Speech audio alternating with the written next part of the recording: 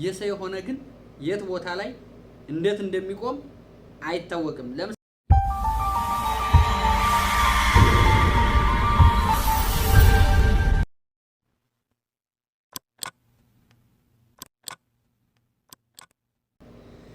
አሰላሙ አለይኩም ወራህመቱላህ ወበረካቱ።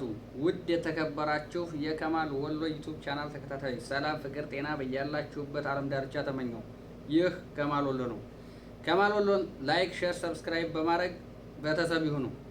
ዛሬ ሁለት ነገሮችን ወደ እናንተ ይዤ መጥቻለሁ። ወሳኝና አስፈላጊ ነገሮች ናቸው። ይህንን ቪዲዮ እስከ መጨረሻው ተመልከቱት።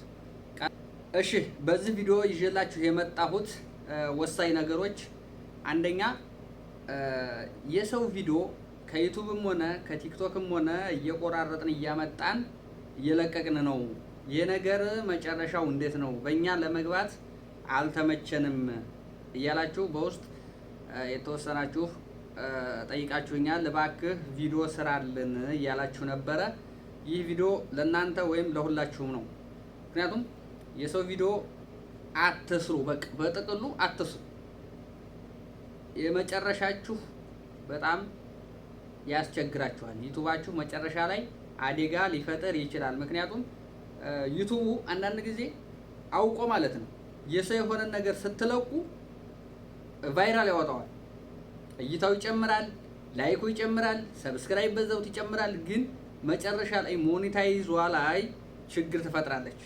አንደኛ ሰዓታችሁን ጥርግርግ አድርጎ ነው የሚያነሳባችሁ። ሰዓት ከሞላችሁ በሰው ቪዲዮ እየለቀቃችሁ ሰዓት የሞላላችሁ ሰዎች መጨረሻ ላይ ሞኔታይዝ ለመሆን በጣም ያስቸግራችኋል።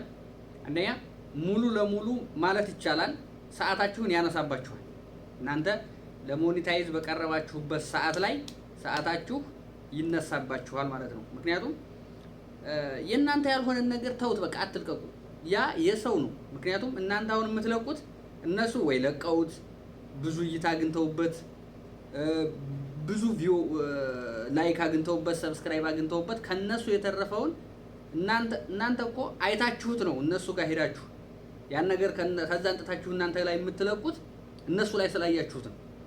ወጣቻል። ይሄ ማለት እነሱ ላይ ተሰርቶ አልቋል ነገሩ ማለት ነው። ቫይራል ሆኗል።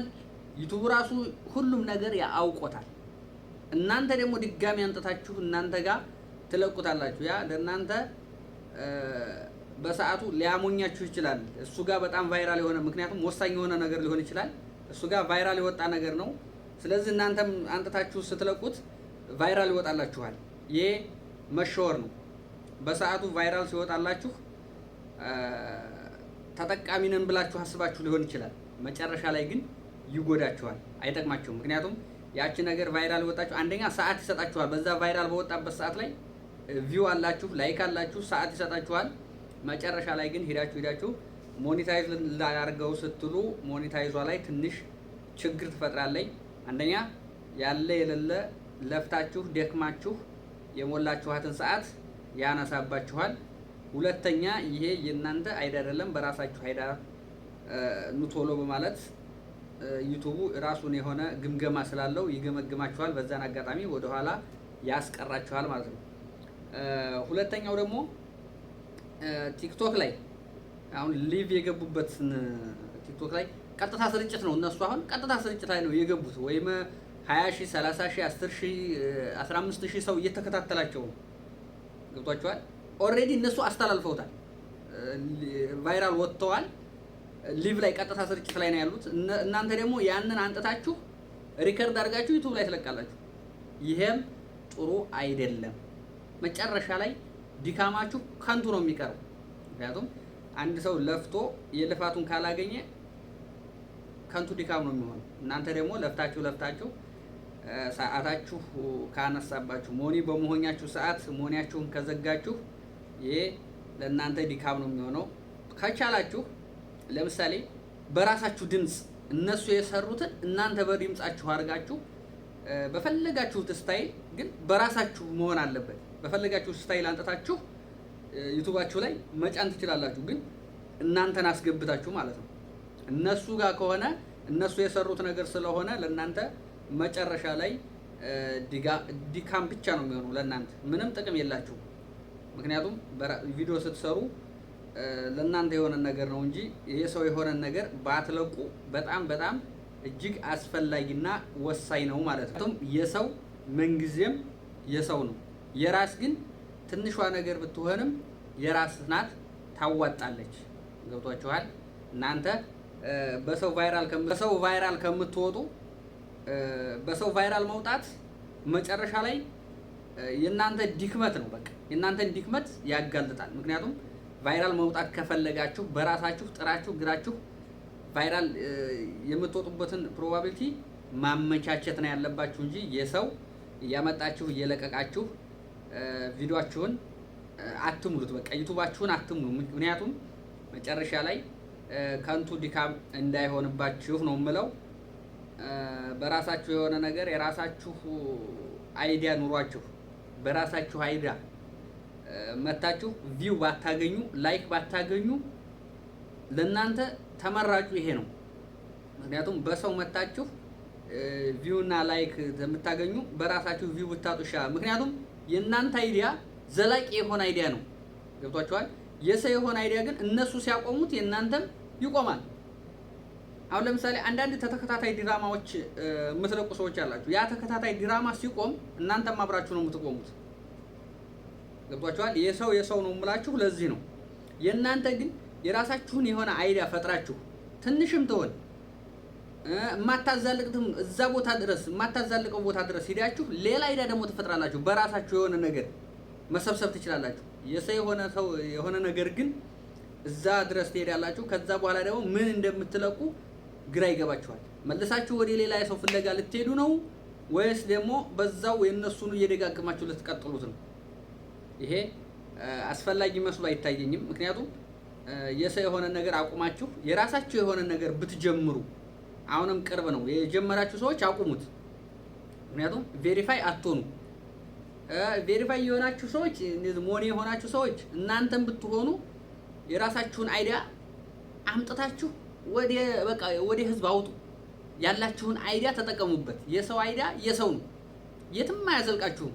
የራስ የሆነ አይዲያ ግን ትንሿን ብትሆን በኦዲየንስ ምክንያት በኮሜንቱም በላይኩም በእንደዛ ምክንያት እያስፋፋችኋት ትሄዳላችሁ። ኮሜንት ይጻፍላችሁ ወይ ቀጣይ ትባላላችሁ።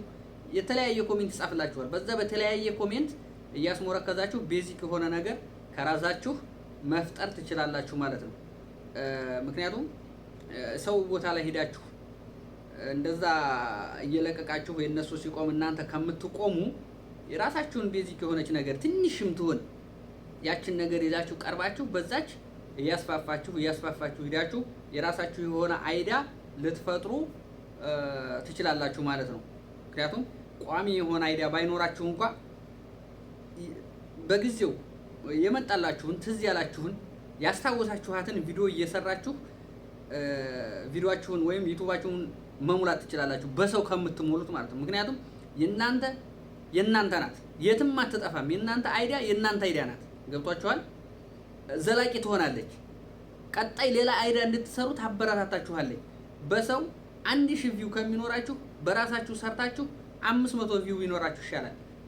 ገብቷችኋል? 50 ቪው ቢኖራችሁ ይሻላል። ምክንያቱም የእናንተ የሆነ ዘላቂ ነው።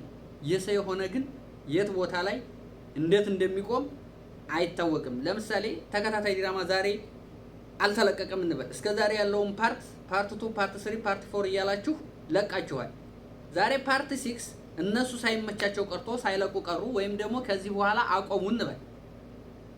ሲያቆሙ እናንተ ያንን ፓርት 4 ፓርት 6 ብላችሁ ልታመጡት ነው ወይስ ፓርት 6ን ከየት አምጥታችሁ ልትለቁት ነው? አያችሁ፣ የሰው ሲቆም ይቆማል፣ የራሳችሁ የሆነ ግን አይቆምም። የማይቆም አይዲያ ልትፈጥሩ ይገባል።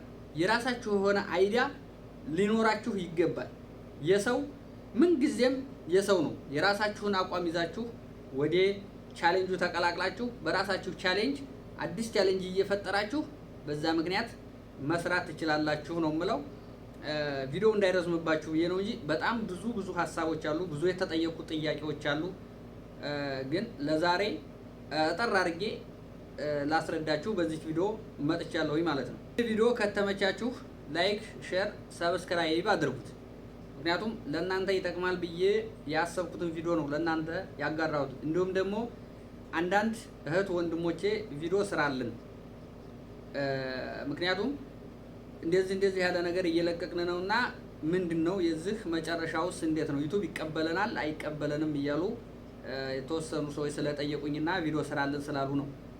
ለእያንዳንዱ ሰው ከምሰራ እንደዚህ በቪዲዮ ሰርቼ ሁላችንም ተጠቃሚ ብንሆን ብዬ ነው ይሄንን ቪዲዮ እየሰራሁት። ይህ የከማል ወሎ ቻናል ነው። ከማል ወሎን ቻናል ደግሞ መደገፋችሁን ወደ ኋላ አትበሉ። በተለያየ ቪዲዮ እንገናኛለን። ለዛሬ እዚሁ ላይ ይበቃኛል። አላብዛባችሁ። ሰላም፣ ፍቅር፣ ጤና በያላችሁበት ተመኘው። ይህ የእናንተው የሆነው ከማል ወሎ ቻናል ነው።